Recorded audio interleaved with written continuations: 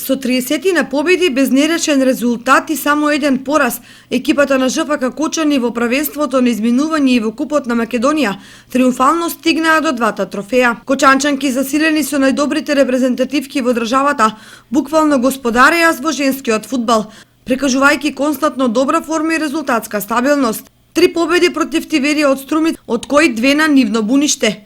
2 победи против Младости НС од Оризари и 1 пораз во правенството. Тоа е билансот против конкурентите за највисок пласман. Непослабите кочанчанки им ги полнеа мрежите најчесто со двоцифрен резултат. Во сабота на завршниот дуел во правенството се очекува солидна посетеност, бидејќи освен атрактивен фудбал, раководството подготвува мала свеченост и прослава на двојната титула. Целта е да им се укаже соодветно внимание на сите помагатели на клубот и на оние кои на еден или друг начин придонеле за постигнатите резултати.